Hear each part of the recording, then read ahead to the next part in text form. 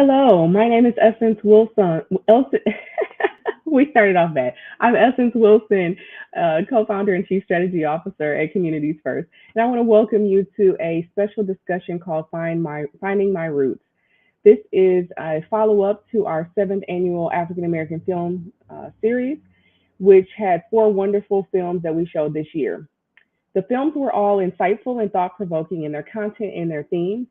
And it was so compelling that we felt the need to extend the experience and we introduced you to a new series called Aftershock. This is an extension of our Culture Shock program. And this first installment was conceptualized after we watched the film Finding Fellowship. So, Finding Fellowship is a film that's about the family research done by Jason Green from Quince Orchard, Maryland. And as he talked about how much he researched his family and what he found out, we thought that we absolutely had to bring you the tools, the resources, the insights, and the experts necessary to do your own research and find out about your family history. So today we have some wonderful panelists with us. I'm going to ask them to just take a moment and introduce themselves. So we'll start with Dr. Hinthorn.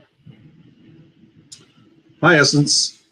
Yes, my name's Thomas Henthorn. I'm the Wyatt Endowed Professor of Public History at the University of Michigan, Flint. Excellent. And Lori, could you introduce yourself next? Hi, I'm Lori Ross. I am on staff with Communities First as a program associate. And Kimberly, could you introduce yourself for us?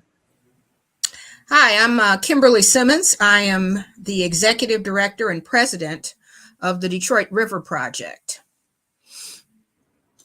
Excellent. Thank you so much. So we just thought we would dive right in today because we know we only have an hour together and we did not want to waste a moment today.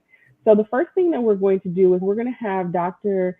Hinthorn share a presentation with us about really where do you start when you're researching your family tree. And before you dive into your presentation, if you could just tell us a little bit about your background and about why you believe that it's important for us to all know a little bit about history. Oh, okay, good. So you started with a hardball question. I teach and research public history at the University of Michigan, Flint.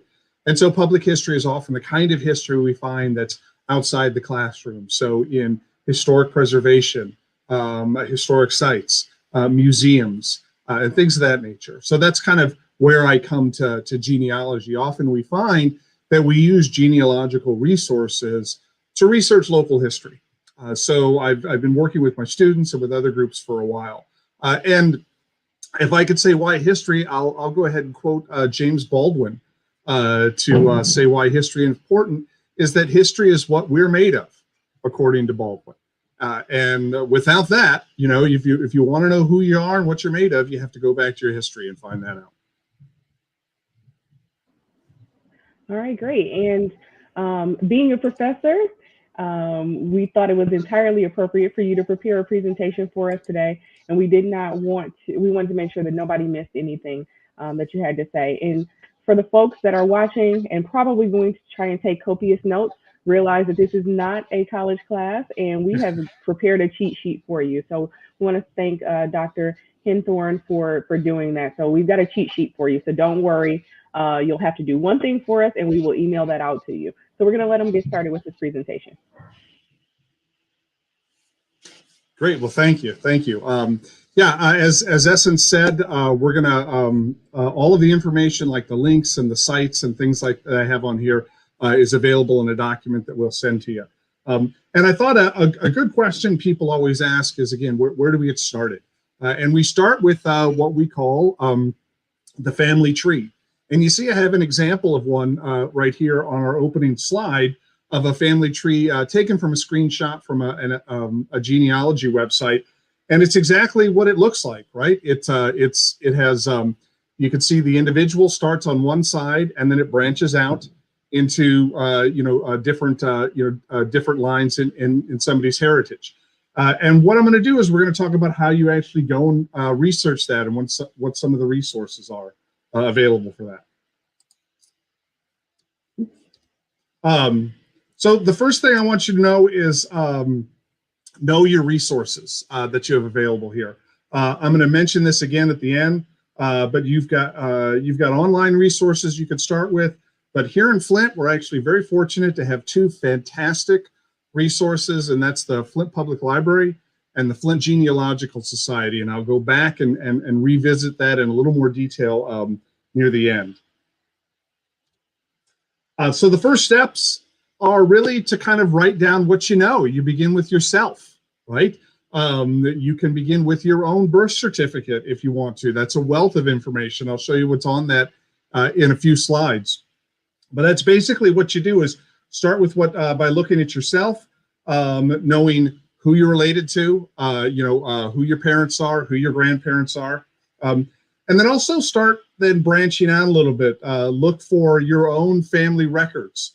So things like, birth and marriage certificates, family photographs are a wealth of information, diplomas, yearbooks. There's a lot of stuff in yearbooks. Think about the practice of people writing notes in yearbooks and what that reveals about a family member.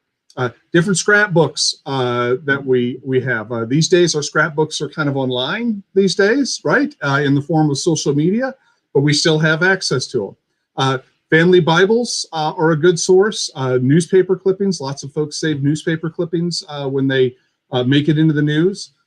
Different letters and correspondences. And then, of course, greeting cards from special occasions. These are all things that you can get a glimpse about your own family's history when you start to take a look at this. And then finally, also talk to family members. Talk to your immediate family members and find out what they know. You'd be surprised. There's usually just about every family that has a go-to family historian, an aunt, an uncle, a cousin, or somebody like that knows quite a bit about the family history. So make sure you look those folks up. Those are kind of be your first steps. So if you're going to think about this as starting in like kind of concentric circles, we start with that immediate group right around us. A little thing about genealogy records that you'll find and run into. There's different types that you can find in column A here.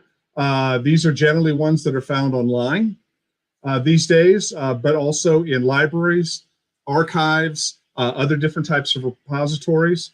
And then in column B, these are mostly things you're going to find by asking family members.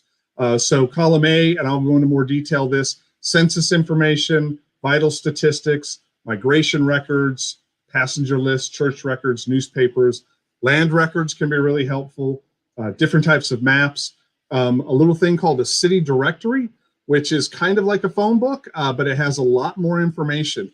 There was a company called R.L. Polk that published these directories, and it not only has somebody's name and address and maybe telephone exchange, but also who else is living in the household, where they work, all kinds of information like that.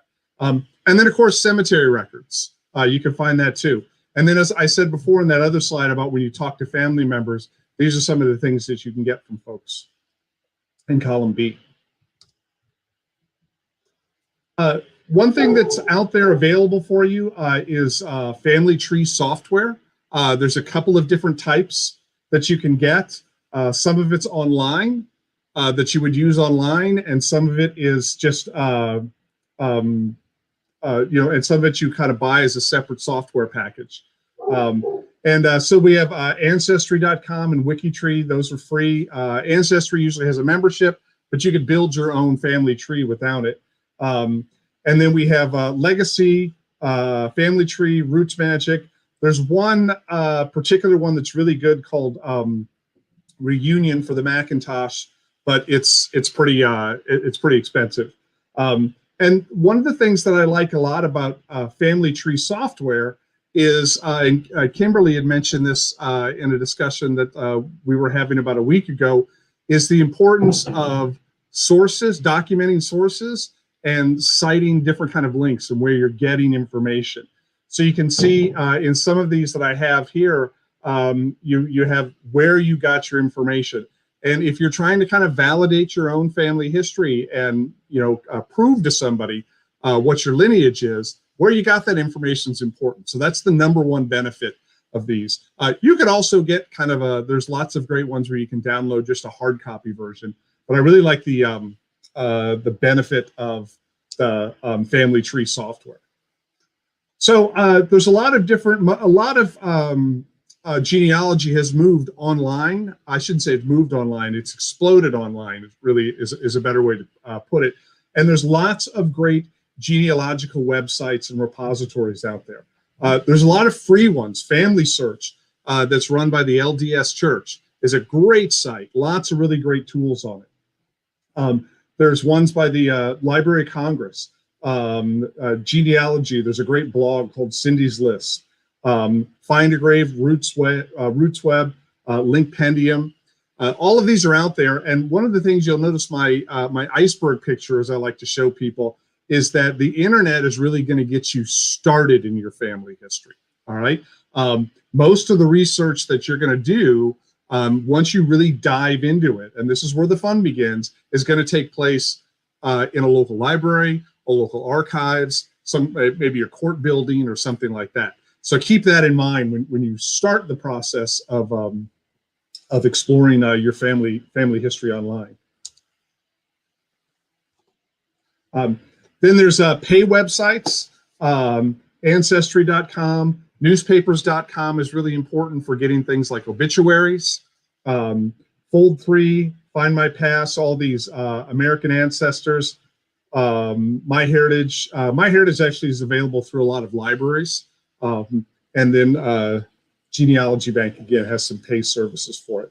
So again, so you can get started for free, or you can decide that you want to maybe invest some money. And when you start to pay for a website, usually the memberships start at about $50, and then they go up from there depending on what kind of features that you want to get. I should say $50 annually. So I want to take a couple of minutes to talk about what kind of cool stuff you can find in genealogical resources. And one of them are things like federal and state census records. Now, the state of Michigan doesn't really have state censuses, but there are places out east that actually have a lot of state censuses. This is an example of a federal census record, and you can see some of the things I have highlighted. We can tell that this Amos Wood, in his household, you could tell what his occupation was. He was a brick mason, that he was born in Canada, and you actually know where he's living on June 22nd of 1880 by this. So you can get a lot of great stuff from these census, they're called enumeration forms.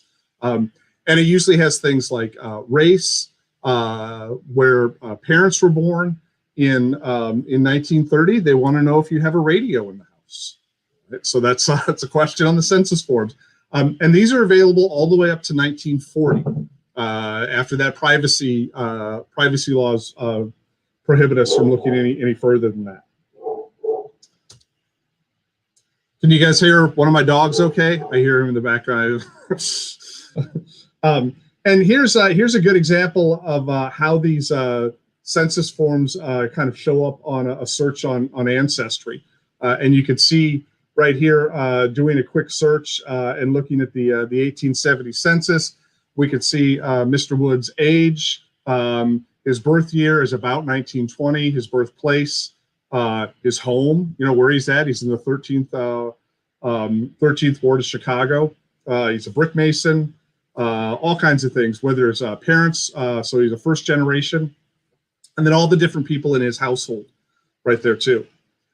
One thing that's really interesting about census records, that when you get into it, is you'll find that records are only as good as the recorder, right? And that's why it says about 1820. You'll notice there, right? So sometimes we don't often know the exact information. So don't let that discourage you if you find different spellings. Vital statistics. This is a birth record here. And you can see right here, you've got a lot of good stuff in there. You've got mother's name, mother's maiden name, father's name, father's nationality, date of birth. So lots of really good stuff that lets you go farther and farther back on that tree. Church records. So this is a baptism record. These are often, these are going to be probably with church offices. but occasionally you can find them in archives. So it's a good one. And this one here lists the godparents, right? So it lists more different more relatives. This is a marriage license. You might not think about it, but a marriage license has lots of really good information on it. The license itself, and then the application for the license. Again, family information, relatives, where people are living now, where people were living before. Death records are really useful. And again, these are some of these are available online these days. You can find the source of death. You have family information. And then obituaries. This is where like a membership to newspapers.com comes in handy. But if you go to a local reference section in the library, you can actually have somebody help you with find the obituary. But you can find lots of great information, of course, in an obituary. And the farther you go back, sometimes the more colorful the obituaries are. They tend to get so sometimes family members they don't hold back if they didn't get along with the person, so they can be kind of interesting. Another one thing to think about is reputable repositories. This is actually a screenshot of the National Archives. They have lots of great stuff, and I have a link on there for you to look in about genealogical resources. But on their website, they've actually got links to bloggers for genealogy, different kind of articles that you can look at. So if you take a look at some of these good things like the Library of Congress, you can find more information about how to do genealogical research, what are some tips, where are some different kind of sources located. And so that's a really good important thing to remember. So here's a couple of them I have for you. Library of Congress, and then the National Archives, particularly records of interest to genealogists. I have these links for you. They have access to census records, military service records, a link they call ethnic heritage. So it really gets into different kinds, depending on what race or ethnicity, that shows the different kind of records that are available for those groups. All kinds of really good stuff available with those. And then I think the most reputable source that we have available here in Flint is we have the Flint Public Library and the Flint Genealogical Society. So the Flint Public Library, and it reopens. Remember, it's under renovations. It reopens on April 2022, and it has the second largest OpenStax genealogical reference section in Michigan. The only other bigger one is in Lansing, and that means you can just walk in there and pull books off the shelf and try to find out, find information.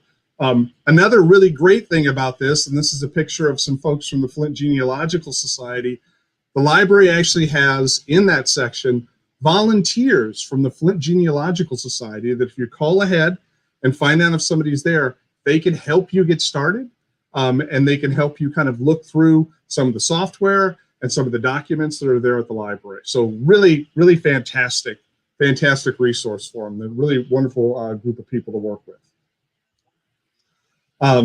So that's kind of a starter for right there. And if we think about what else should you know to do a really deep dive into it, I can't think of a better person to share that with us than Kimberly. Yeah. Wow, that was awesome. Thank you for that. And, we only had a few minutes on the agenda, but you gave us so many tools, so many techniques for finding information.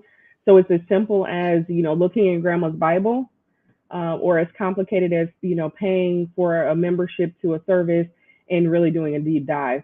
But I think what I'm hearing is at all levels, for no matter what your income is, no matter what your level of interest or your time availability, there's the opportunity to find more about your find out more about your history, about your family, and where folks came from. I just want to highlight a couple of things that I heard. That piece about the Flint Public Library having the second largest OpenStax collection of genealogical information, that's huge. I mean, I had no idea that there was that much there, and that we have volunteers that are available to help. So again, another excuse sort of removed. And And then I thought about when you said, finding the family historian and asking them questions. And I just thought about how many times if we don't ask the elders in our family questions about where they grew up and who they were friends with and what life was like when they were young and who they were connected to and related to, we just miss out on that very rich personal history. So a friendly reminder to us all to just talk to those folks in our lives that have that information, because when they're gone, those memories are gone. We may still be able to recover documents, but it's not the same as hearing the stories that connect to those people and to those documents. So thank you for that. And you alluded to Kimberly Simmons being with us and sharing her presentation and her story about her family's journey to find out more. And so, Kimberly, I want to give you the floor at this time. So, tell us what your experience was like, and we can also get your presentation on the screen. So if you want to go ahead and get started.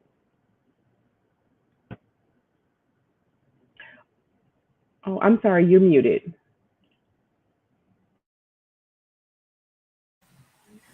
We've been doing this for 2 years, so you'd think we'd all remember when to mute and unmute ourselves, but still trying. Thank you, Essence, very much. And thank you, Tom, for your presentation. It gave a lot of good ideas and great ideas where to look and where to start. My name, again, is Kimberly Simmons. I am the president and executive director of the Detroit River Project, which is a Michigan nonprofit organization dedicated to research, history, and the imminent designation of the Detroit River as a World Heritage Site. I'm also a fellow with the University of Michigan, Ann Arbor. I am a national program site and site partner with the National Park Service's Underground Railroad Network to Freedom program.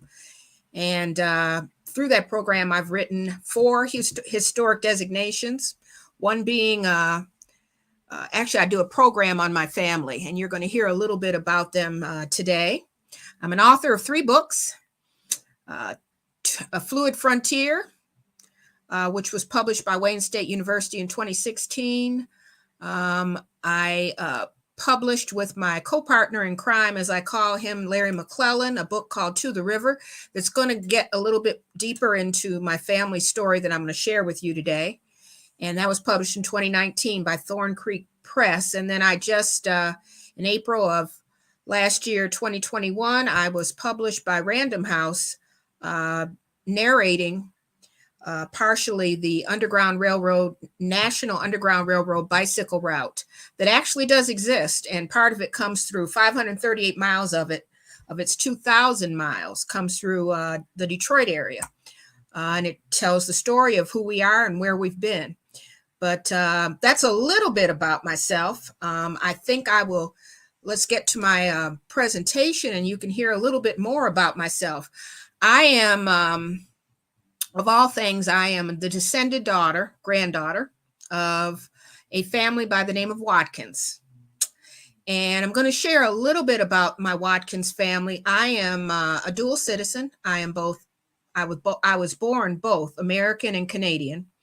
My mother's family is the Canadian side, and my Canadian heritage includes not only the heritage I'm going to talk about today, which is the Underground Railroad, but it also includes Mayflower.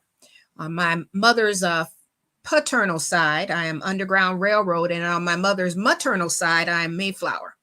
So today we're going to talk about, since it's Black History Month, we're going to talk a little bit about my family, which is the paternal, my grandfather's side, my mother's father's side, and that's the Watkins family. We've been here in this area since 1835, which means we've been here, 185 years, 186. And I guess we've decided to stick around here. But there was a journey that happened up above to get us here. And I'm going to talk a little bit about the journey and then why I decided to, take this journey myself. The lovely lady that you see on the screen is who drives our family. She is the matriarch of the Watkins family. Her name was Carolyn Quarles. She became Carolyn Quarles Watkins in 1844, on November the 22nd, 1844 to be exact. And we're gonna dissect her journey to kind of fit in with our conversation today. So, Essence, could you turn over next screen? Thank you. Genealogical researches. Each one is different from another, and mine, I'm going to own up to the fact that mine was a little bit easier to do. It starts with a family member. It starts with a family member who, as I just introduced, Carolyn Quarles, who's in the center of the screen, was the first documented Underground Railroad escape through the state of Wisconsin. So she arrived in Milwaukee in the late summer of 1843 and was there approximately a month. And so her story not only has been documented by her family, including myself, but it's been documented by the University of Wisconsin at Madison. It's been documented in last count. If you don't count the 3 books that I have, it's been documented 5 times in 5 different publications. And there's articles, newspaper articles, and all kinds of things that document where she was seen during her journeys. So we had a lot to cheat on, if you'd like to say, starting with our matriarch, because as Thomas indicated, most genealogical searches folks will do is to start with yourself. And I guess what my search turned into was filling in the blanks. If you have someone that is so recognizable, because in the state of Wisconsin, my ancestor is done just like Harriet Tubman. They dress up like her and play out her story to tell the story about her journey. As a matter of fact, behind me, the background that I'm sitting in front of is a still from an appearance that I made with the crew and the cast of A Midnight Cry. A Midnight Cry was debuted in Milwaukee, Wisconsin in 2003. It was written by their in-house playwright, and it's toured off Broadway. And it's the story of Carolyn's escape in 1826. So I have been fortunate to be present twice. It was it was opened in 2003, and they restaged it in 2014. So behind me is the 2014 version of that play. But what you see ahead of you is Carolyn's family, my family. You may recognize me on the left, standing next to that tall, beautiful, blonde and blue-eyed young lady. Her name is Vanessa. Last name is Frazier. And she happens to be my cousin. We share the same 5th great grandfather. His name was James Quarles. And I didn't have to hunt her down. And sometimes that happens in genealogical searches. I was doing a bus tour. I'm a historian, and I do those too. And I was on a bus tour, and I started talking about my family like I'm talking about them today. And this young lady stood up in the middle of an aisle on a Greyhound bus. And you know that was probably dangerous because I mentioned James Quarles. And she stood up, she was halfway the bus and said, "Oh my God, that is my grandfather too." And we realized that we are literally cousins, because James and his brother, Robert, were soldiers in the Virginia militia that mustered in at Valley Forge with George Washington. Her story goes down the line of another one of Roger's brothers, and mine goes down another line, but we share James as our ancestor. So I will also want to introduce you to another cousin, and maybe you might recognize him. His name generally and legally was Samuel Clemens.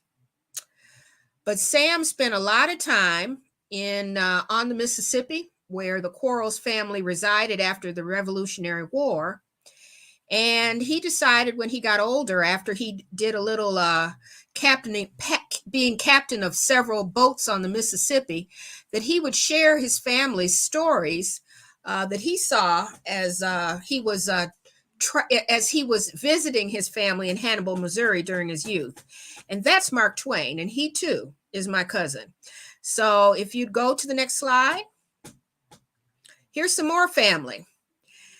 There's one that's an awful lot younger than the rest, but the reason why he's here, and that's the young gentleman in the upper right-hand corner, is my nephew, and he's 24 years old. His name is Charles Simmons, and he's here working for General Motors and doing what he does. But if you look at the gentleman that's right below him in the lower right-hand corner, his name is Lewis Sheridan Leary, and if you see that resemblance between the two, is unmistakable. It's almost like they were brothers. However, Lewis Sheridan Leary is the cousin to the gentleman on the lower left corner, perhaps you recognize him, or the gentleman on the upper left-hand corner, and the gentleman in the center. Lewis Sheridan Leary was one of 5 men at Harper's Ferry with John Brown. He was one of 5 African-American men, African-Canadian men, that actually raided Harper's Ferry with John Brown. He's one that lived 10 days, long enough to write a letter to his widow to tell her where he had gone and just disappeared one day to go join up with Mr. Brown. The gentleman in the upper left-hand corner is John Mercer Langston, the first U.S. House of Representative from the state of Virginia.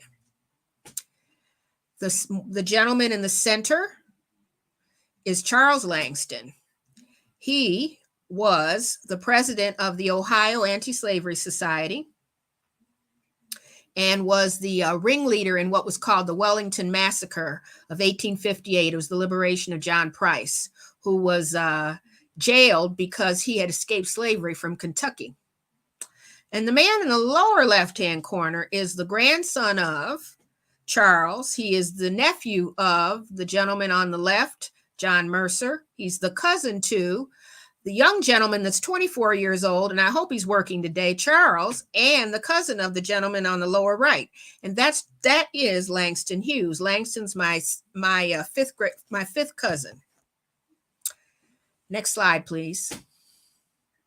That is the picture of the Ohio Anti-Slavery Society. They operated out of Oberlin, Ohio. And Charles is in the center. He was the president. And they were fearless. Next slide. And there's a picture of Lewis.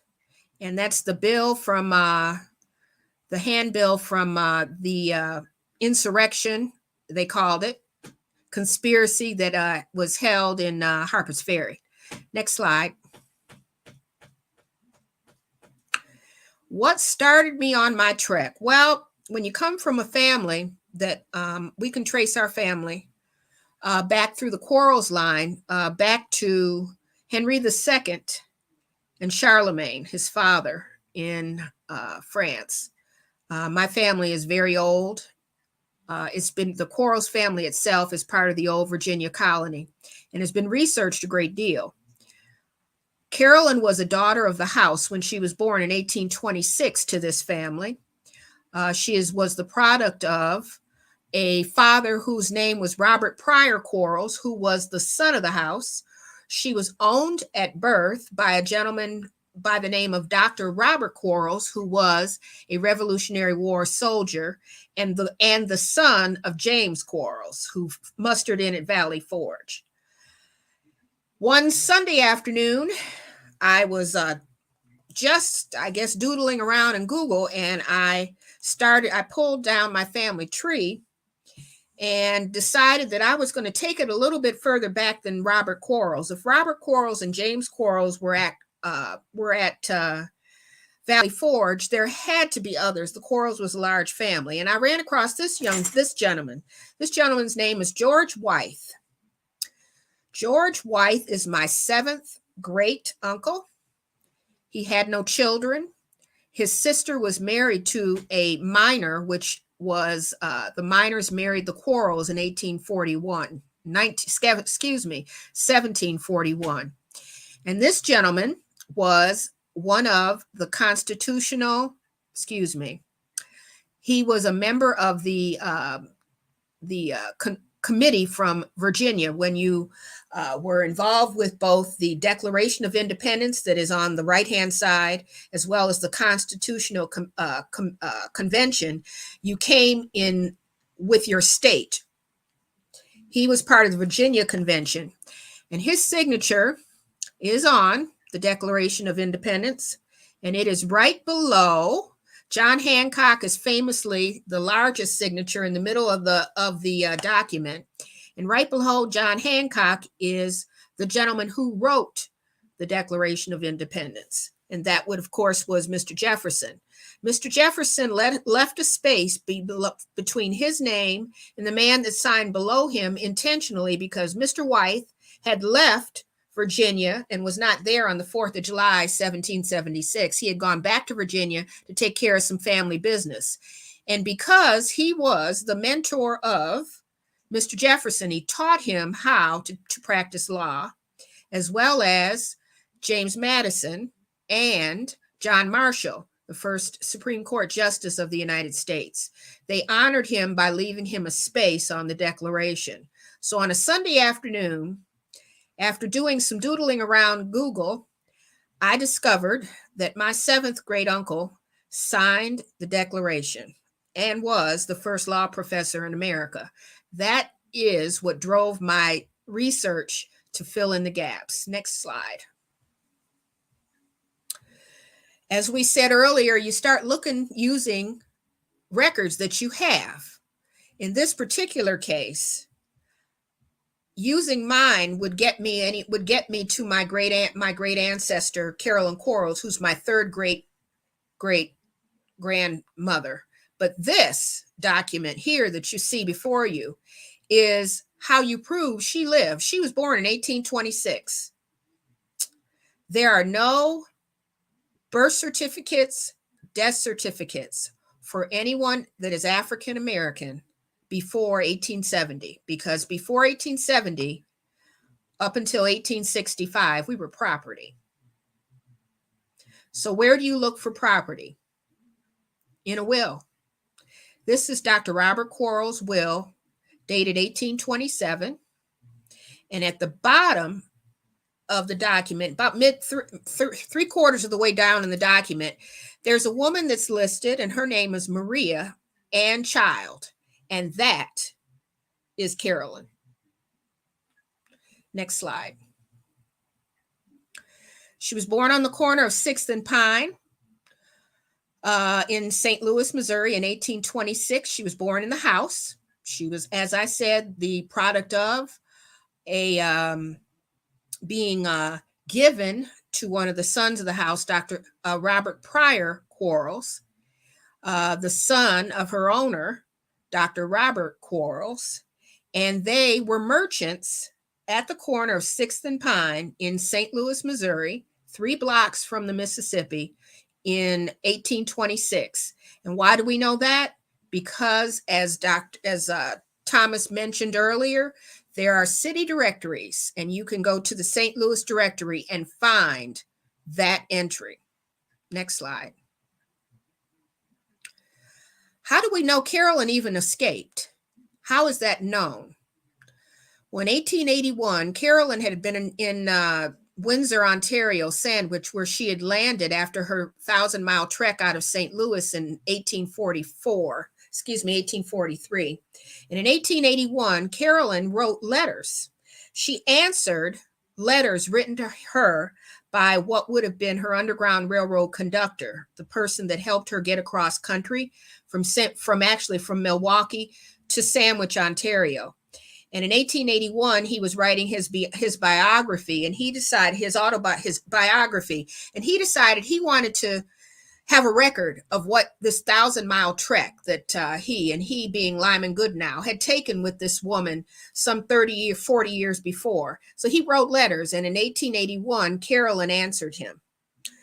This is one of 3 letters that exist in the Kenosha Civil War Museum in Kenosha, Wisconsin. They are the centerpiece of their exhibit called A Fiery Trial that explains the reasons why the Civil War happened. Now, what's so important about this? A lot of people, we are very fortunate. These letters were found in 1998 in an attic in a tin can. Many people won't have a handwritten, self-proclaimed account of someone that escaped slavery. And my family and I are very fortunate that we can go to those 3 letters that were written in quill pen by Carolyn and Alan, her husband, that she eventually married, and actually describes the entire journey, from the fact that she hid a dress in a cherry tree bush outside of the house that she escaped from in downtown St. Louis, the Quarles home, to the fact that she actually was rowed across the river in Detroit by a man that she didn't know for $12. So this is what us historians call the real deal. This is a handwritten account by the person it happened to.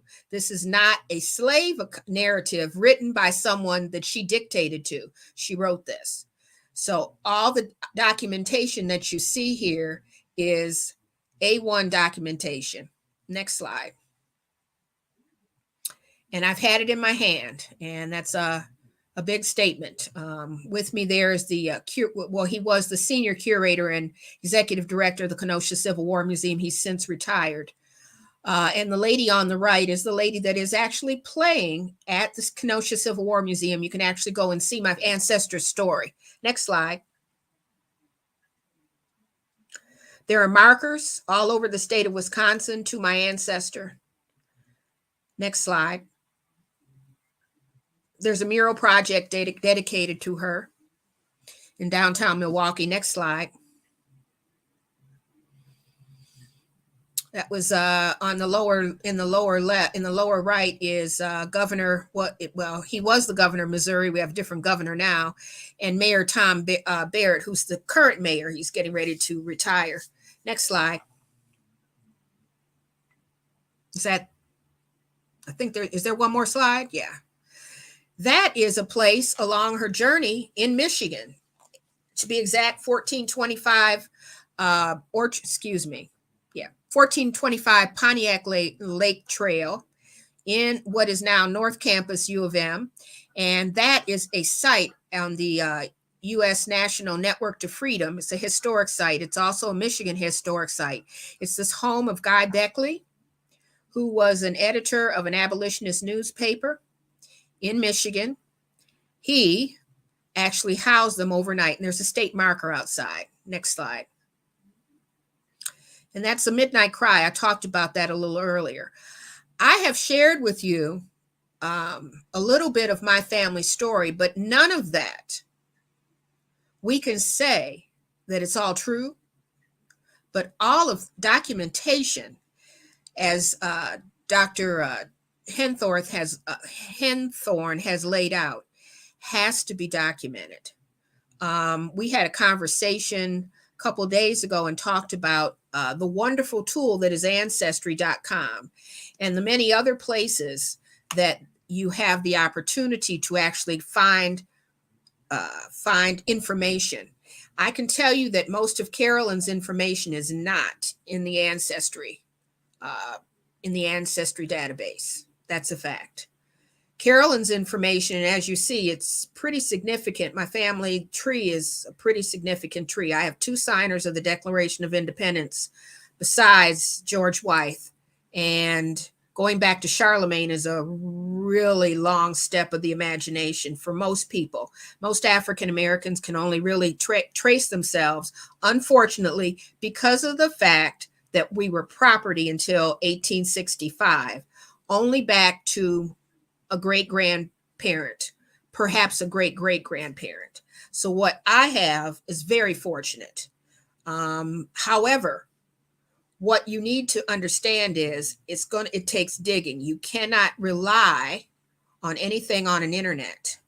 You have to make that step a little bit further. So I'm going to stop here and yield the floor for any comments or what have you. And if not, I'm ready for whatever questions Essence has for me. Wow, that was such a fantastic presentation. And I think, it's an opportunity to see a lot of the tools and the resources that Dr. Henthorn spoke about in action, right? So you've Absolutely. done the deep dive, the legwork to see, where people were from in your family, to actually hold in your hands the documentation is just absolutely amazing. And I think, the best approach for folks is to do a mixture, right? The ancestry.com is a good intro, a good teaser, having the conversation with family members and relatives, just starting the process. But if you want to see, those documents, and you really want to dig deep and to start verifying sources, right? You have to go to some of those archives, and you have to actually open the book, right, so to speak. You have to do the legwork. There's a lot of things that are actually online. You can go to, here in Detroit, we have the Burton Historical Collection, which is known as one of the best genealogical resources in the country. People come from all over to use this resources, and that's through the Detroit Public Library. But you have to do a deep dive. We were, like I say, where my family came in with that, there was a lot had already been documented. Carolyn's story is documented in the Historical Society of Wisconsin. So what I attempted to do was to fill in the gaps. You can't just say that you have 3 signers of the Declaration of Independence in your family and just let it go at that. People would blow that out of the water. The fact that I was looking at a cousin on a bus, can you believe that? I still can't believe that happened. She can't either. But it did. And you never know where a piece of information is going to come out at you.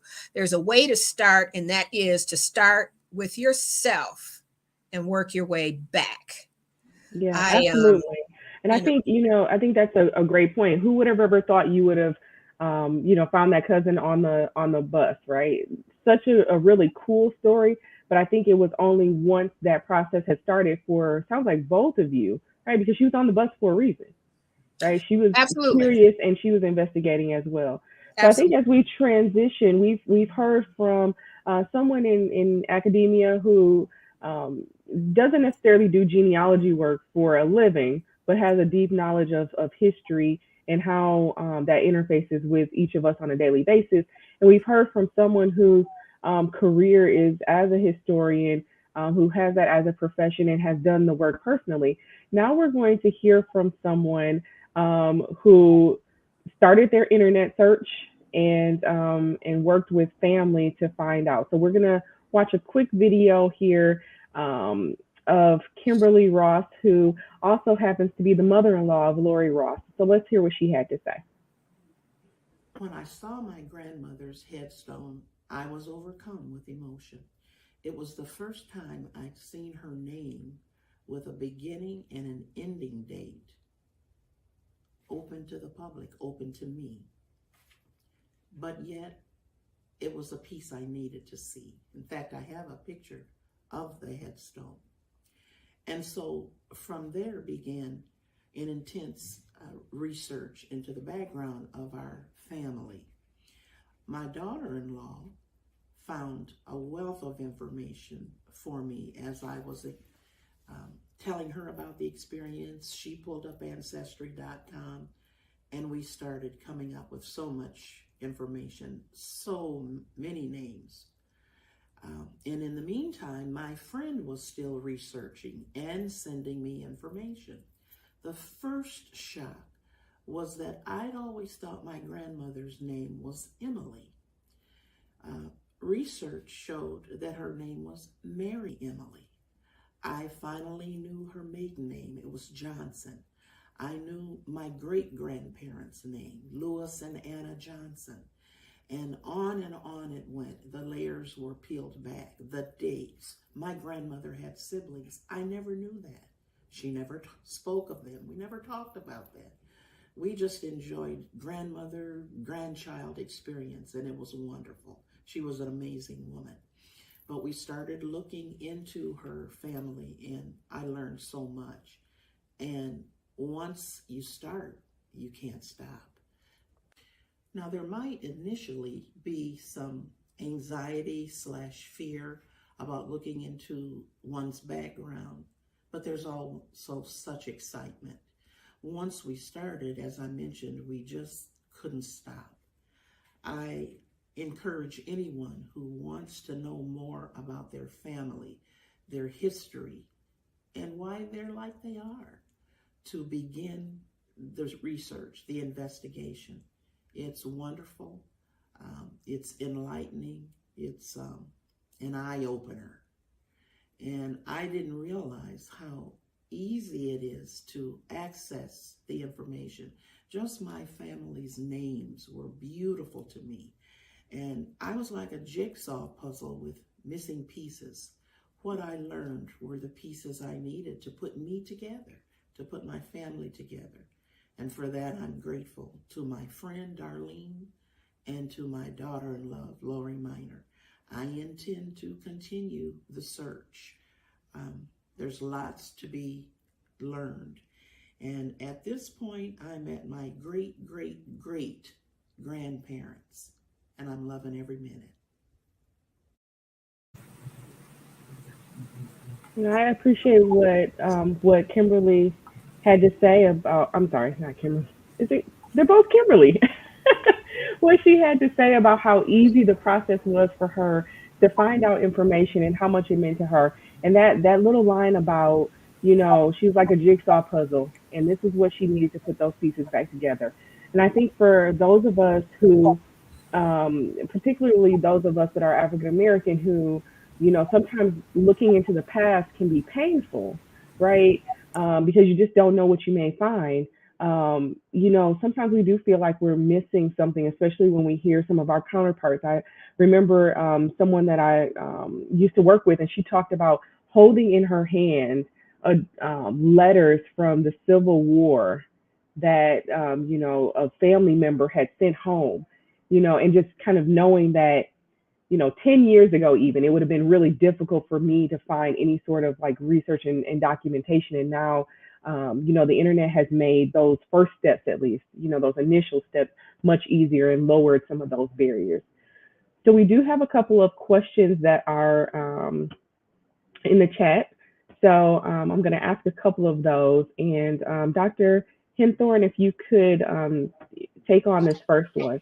So the person's question is, do they have to look at genealogy records in the state of their birth? So the example is, this person is from Louisiana. They want to know if they can go to a Michigan library genealogical database. Sure. So short answer is eventually yes. But you can get started in your local community. You can get started using your local library. If the person asking the question is again anywhere around Genesee County, you can get started here. And the reason I say eventually yes is there's a pretty good chance you're going to want to, go and visit and explore some of those places and go down and dig a little deeper. But you can find out. There's birth certificates online. There's there's different different sorts of records available online in online databases. And then again, in some libraries and some genealogical sections, there are records from other states, that have been printed and reproduced in the form of books and things like that are available there. So so you can get started locally, but I think the person will eventually want to visit Louisiana. Yeah, that's really helpful. And then I'll ask this question of Kimberly. So this person indicates that they have been told that they have some Native American ancestors, and they're just curious if you can provide insights on how they might find those records.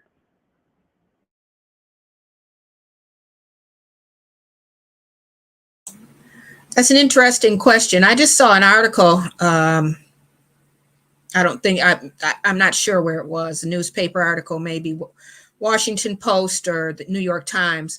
Might have been the New York Times talking because they were having a conversation about the 1619 project.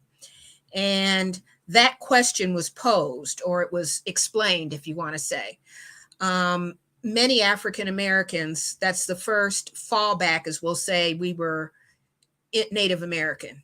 And I wish I could, I wish I could quote the percentage, but the percentage of African Americans that are carrying Native American heritage is not that high. It's literally below 20%. It's not that high. And I think we use that as a fallback to explain who we are. But most African Americans are not Native American. Let's put it that way. So, and that they just did a study on that. And I was one of those on my father's side that used to say that we were some tribe. I forget. I think my father used to call himself Creek or something. I don't know. I don't remember. Bless him. But that's not true, because I've done my DNA, and I have no Native American ancestry in my DNA.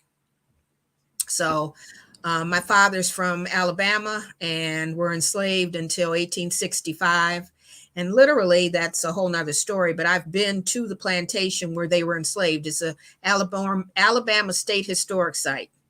So wow. I say that to say, how can you find it? First place you want to start is to do a DNA. You want to do a DNA test, because that'll put you on the road to know where you should start looking. Yeah. And if you happen to be interested in one of those DNA tests, we are giving away one as a prize. So in the chat, you should see the link. So it's www.tinyurl/Aftershock 2022, and you'll be entered into a drawing to possibly win those. And Kimberly, I think that's really interesting what you said about oftentimes people think that they may have one heritage or another, and it can be a lot of different things. You know, we get told stories and they kind of get passed down or sometimes right. misinterpreted, and we don't really know until we have documentation or a DNA test to prove, right. One way or another.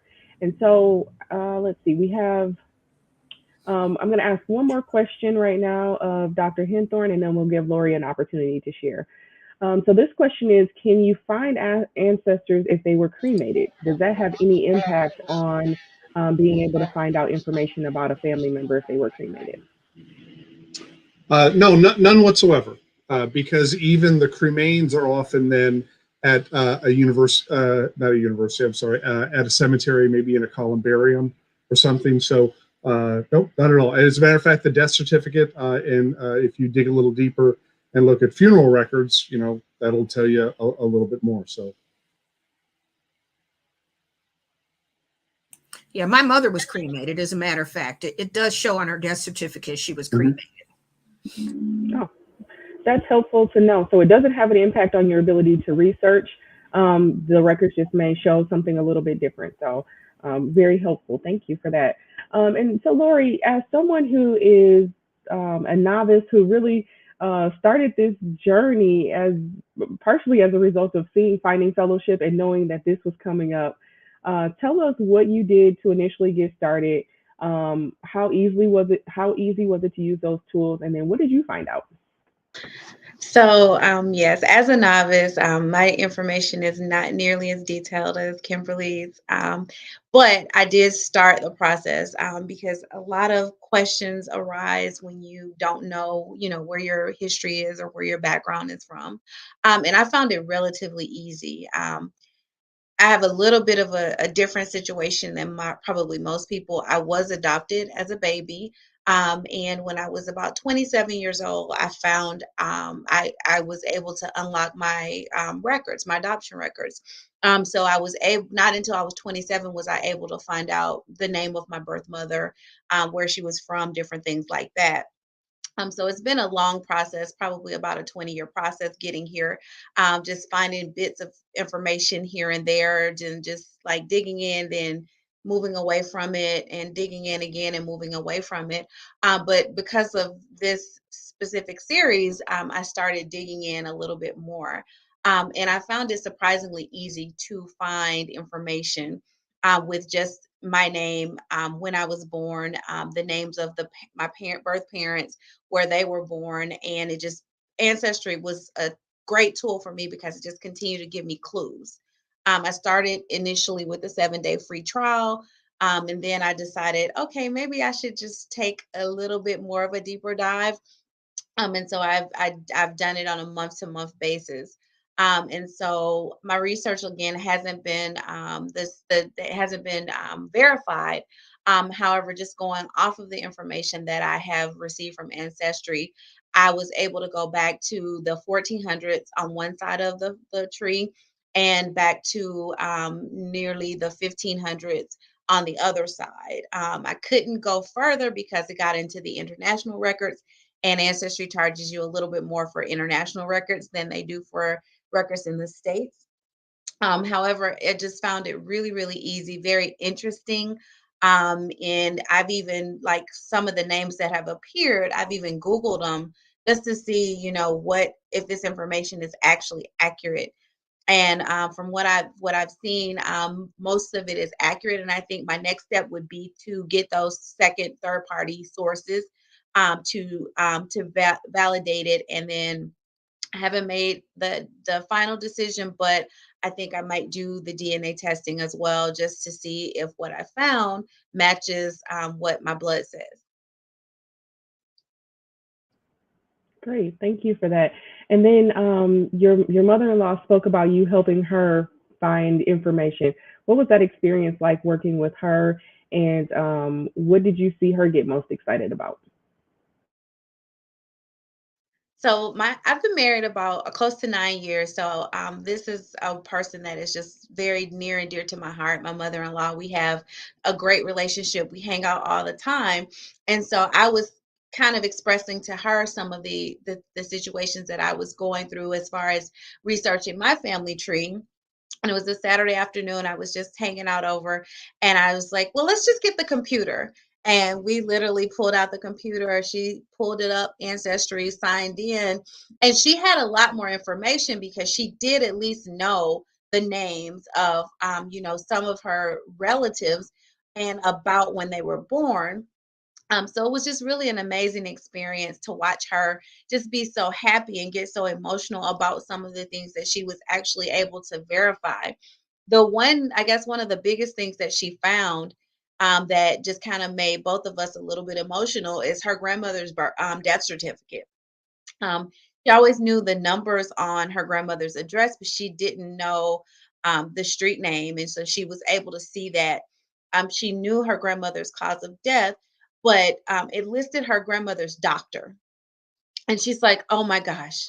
She's like, I remember this doctor's name. That was absolutely her doctor, because when I would talk to her, she would always talk about her grandmother would always talk about her doctor. So she was able to just really, almost channel her grandmother's energy during that conversation.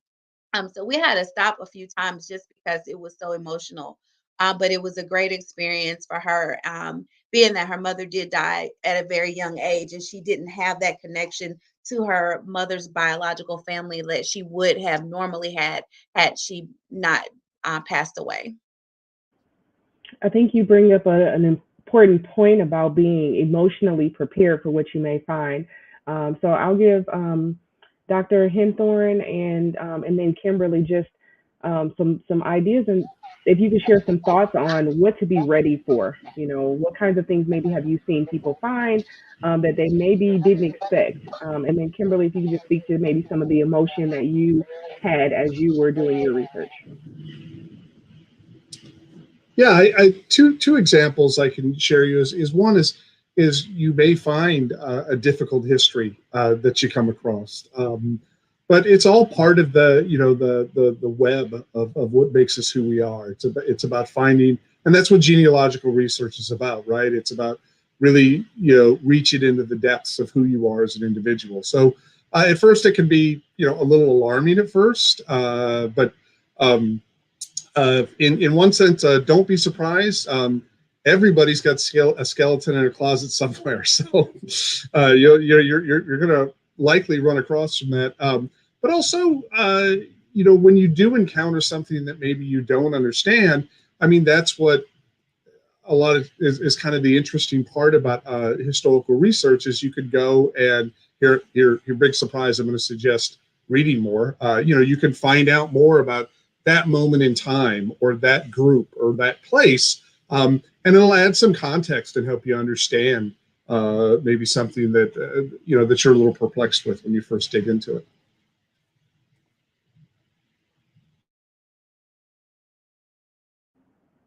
And then Kimberly, can you share maybe some of the emotions that you felt as you were researching your history? Well, like I said, my history's been documented by all kinds of people in all kinds of different ways. So mine was more of a fill in the blanks. I've heard especially when you come from a historic family like mine, as an Underground Railroad descendant, when you're born, and as a kid, you hear the family stories.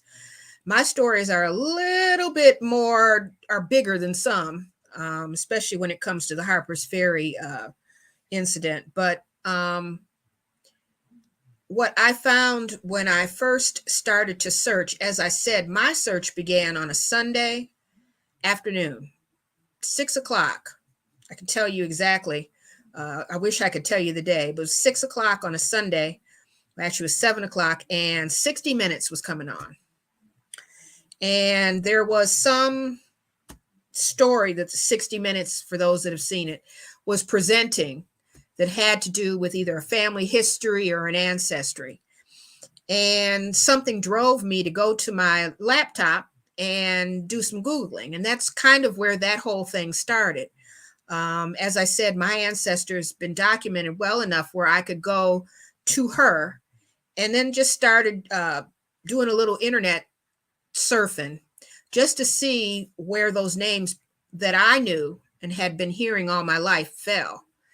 And just within, literally, it was 20 minutes, I found the record of an ancestor, because the Quarles family has a documented family tree that is literally on the internet. It's huge, and because we have a crest and the whole 9 yards from England.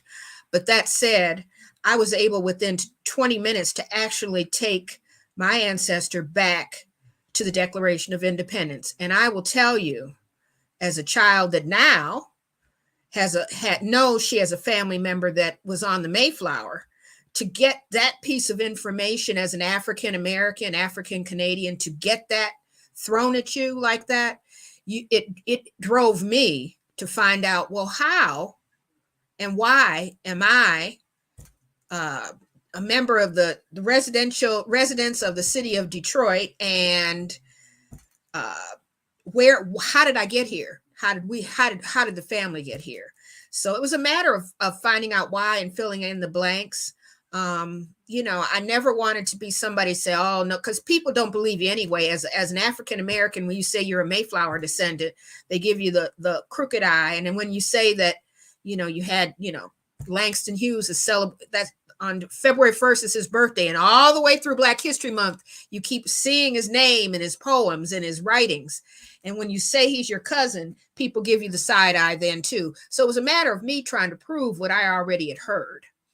And I doubled that up with the DNA. And I will tell you, and as I tell children, as I educate, even the adults, there is nothing. And I heard that Miss Ross said that in her video. There is nothing more, I don't know, there's nothing stronger, and there's nothing more significant, I think, to anyone than to find out who you are. And that could mean that your Uncle Joe was in jail and Aunt Sally was digging ditches, whatever. And as far as anyone of African descent once you get to 1865, chances are, now there are exceptions, of course, but chances are your ancestors were enslaved. And I have 90-year-old relatives that don't want to talk about that.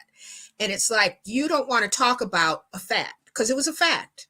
I mean, it's not something you can just erase off the, and just get your eraser and just, it happened. But it's empowering to our young people in particular to know who they are, because we have persevered all this time. It's that they need to be able to take and carry with them, is the fact that somebody before them, of whose bloodline they carry, persevered. So I find a search, all of us should be taught how to start searching our genealogy in school. I think is some sort of a sideline in elementary school. Find out who you are. Tell the kids, go home and ask what their grandparents' names were if they didn't know them, or their great grandparents, because it's too empowering to not give that gift to a child, to a grown up too. It's empowering.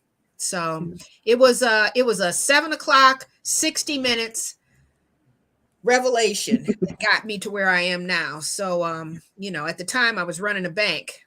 Now I run a historical organization. So what can I tell you? It drove me to do this. Yeah. And so I'm hearing, it can be a life-altering, life-changing experience to know who your family members are, where you came from, and whether what you find is good, bad, or indifferent. It's important to know because it's a part of who you are. And having that sense of self is just so critically important. And I think when we look around us and we look around and we see some of the social issues that we have, maybe we wouldn't have some of those issues if we had a better sense of identity, and we were more comfortable with who we are, and we understood our connectedness to other people throughout the world. And so there are a couple of questions, but as we answer these questions, I want you to all prepare some final remarks and some encouragement for those that are listening. So we've got a number of folks that are watching right now. We've gotten a number of surveys that have come in. So what we're talking about is important to somebody, and what they will find out if they take the time to do some research will be important to them. So let's get to these couple of questions. I'm going to ask these questions of Dr. Henthorn. The next question is, you spoke about records being limited as of 1940. Can you just talk about why those records are limited, and some records were limited? I think it was the census, and why that was the case. Yeah, sure. You'll find a lot of those really sensitive records, like birth records, census records. Really, it's privacy issues, the state and federal privacy laws that are related to that. So. And those kind of cut off, they basically they're rolling. So as we go closer and closer every year, another year becomes available. But it's roughly about 70 years is kind of what the cutoff is. And if you think about it, it's really, really personal information. That's kind of almost an average person's lifetime, is why that's the case. And so just for clarification, you can see it like census records until 1940. Right. Right. Okay. Got it. And then the next question, someone asked if they know the names of their great grandparents on either side and where they resided outside of Michigan, what's a good place to start? Your local library or Ancestry, one of these online databases is a great place to start. Again, kind of Kimberly's method of filling in the blanks. You've got you, and then you've got your great grandparents, and then you just kind of try to fill in the blanks in between there, and using all of those resources that we mentioned, family members, things like that. Yeah.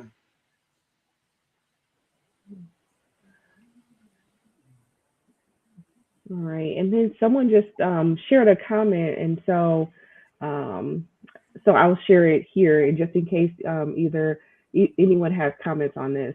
So the person said that their mother's mother died when she was 3, and her father died when she was 14. The mother is 93. Her only photo was destroyed in a house fire, and she just wanted to share wants to share info with her children so that they know where they came from. And so I think those kinds of stories are not all that uncommon. Of there's a break somewhere in the history, right? And I know I've heard stories of courthouses being burned down in certain towns, and then you can't find, when people were born. And so when they came back through for the census, um, the parents tried to establish how old the kids were relative to one another, and so the ages kind of got all messed up. So I think there are a lot of challenges when researching history, but I'm sure if that individual takes advantage of the resources that will be shared, there's a nice package of information that Dr. Henthorn put together that'll give you a good start in trying to find some of those things. And then if you're in Genesee County, the local genealogy, that's a tough word to say. The Flint At Public this time Library of can night. help you. The Flint Public Library can help you. But I do want to give Lori the opportunity just to share. This individual said that they don't have any photos, right? So can you just share a little bit about some of the photos you were able to find with that free resource? Absolutely. So, in doing the research, I started with myself, of course, and I literally found my ninth grade high school picture from high school. That's just part of my profile now. When we were doing the research with my mother-in-law. She also found a couple of pictures, one from her from like eighth grade, I think they said, and then she had another one that was from high school, and it was just amazing to see her as that young person, because I had never, I've seen some pictures, but I don't know about most people, but some of the older people in my life don't have pictures of themselves as children. I remember the first time I saw a picture of my mom as a kid, it just blew my mind because I'm always looking at her like an adult. And when you see a person in their younger form, it's just really amazing. But there were lots of photos of that, of like from high school yearbooks, also from different activities. We found headstones, we found obituaries, different things like that. So it was really, really amazing. On that first, I guess the two layers beyond myself, I would say. Yeah, so I think the encouragement to that person would just be, really to get started on the journey, and you may be surprised if you may be able to find photos of, other family members. There may have been an article in a newspaper about something. Um, I think about, there were, magazines that showed who was getting married and who's who, because the gossip back years ago was a lot different than the gossip in the news now. And so that was where you found out a lot of the information, before we had social media, right? So there may be more out there than what you would expect. So we're going to have our closing remarks. And so we'll start with Lori, and then we'll have Kimberly, and then Dr. Henthorn, if we could.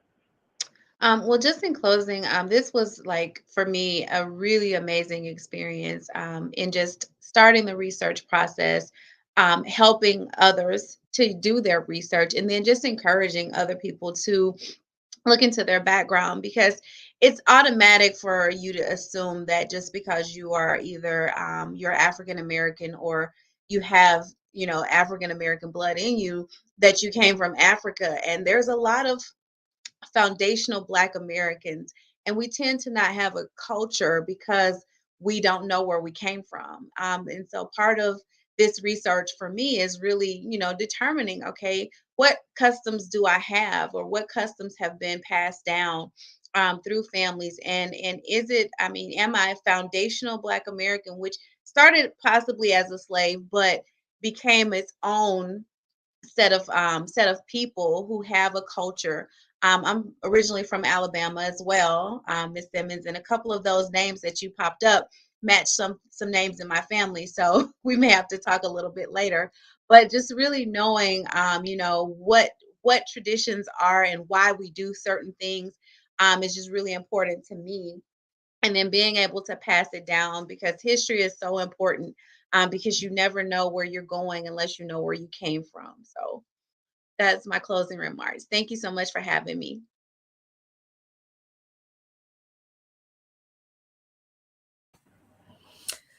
Well, I just will reiterate a little bit of what Lori said and I said earlier. There is nothing more empowering than knowing who you are.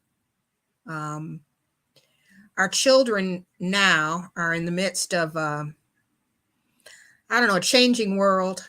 We have so many things going on around us now. The battle for history is on. And I don't know how anyone can battle over something that's happened. It's not like you can battle over something that hasn't happened or something that may happen in the future, but it's kind of a closed book on what happened, yesterday for that matter, let alone 400 years ago. And I think that it's at this time that it's probably going to be more important for all of us to learn not only our history, but our country's history. We need to know what it is. And no better way to start is to start to see where your family, your bloodline, who you are, where that fell in where we are today, because each of us has a connection to where we are today. And I think it's extremely important. I hope that I wish that the current president of Russia had read a history book or two in the last week, and he probably wouldn't have said several of the comments he made about history, because he's so wrong. It's like, oh, we're rewriting history right on the spot. Just let's go. But that goes to say it's an empowering thing to be able to repeat who you are. Like I say, it doesn't matter. And there's no reason, even though the generations after us, before us, I should say, I've got 90-year-old cousins that are still not want to talk to, but you ask them a question. I got a lot of sit down and say, sit down, I'll tell you all about it. And the others will say, oh, I don't want to talk about that. But we have to come to the realization that it's better for us to know our history than to not know it. So it's empowering. Take a step into empowering yourself and do a DNA test. If nothing else, just see, just you'd be surprised what shows up, really. Yeah, I always have a couple of things on my mind, but I think one thing to think about when we talk about searching your genealogy and searching your family roots is that although it seems like you're kind of looking at something in isolation, like your particular family history, the real excitement of this comes when you can start to make connections in how your particular story, all right, is connected to a bigger story, right? And it helps us understand more about a certain moment in American history, or in the case of Kimberly, in African history and Canadian history and European history, all of those things. And that's really where the excitement of where I think people are going to kind of dive in and want to know this. And again, is the more people that study history, the more people are empowered with information. And it's this kind of study that helps us to know more about the past, which becomes more and more important every day. Well, I want to thank each of our panelists for being with us today. This was a follow-up conversation to Finding Fellowship, which really sparked something in us to say we need to help people understand where they come from, the powerful history that we share, and the powerful history that they have within their own family. And so it doesn't matter what that history looks like, who was involved, who you thought was there that wasn't there. The most important thing is that you know and you understand it for yourself. And as Kimberly said, it's an empowering thing.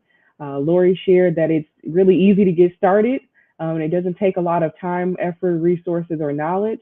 And then Dr. Hinthorn shared a number of resources for us, for those of us who want to dig deeper. And when we get ready to dig deeper, where we can find some folks that will help us and support us. So again, I want to say thank you to everyone who is listening, who is watching. I hope that you were able to get something from this. I know that I've gotten a lot from it. Be sure to fill out that survey. The link is in the chat, and we will be doing that drawing. We'll give folks until tomorrow afternoon, just in case some folks have to watch it on replay. And then we'll do the drawing and we'll be sure to announce on Facebook who our winner was. So really exciting stuff. Thank you all for watching. Thank you to our panelists for being here. Hope that you all have a good evening.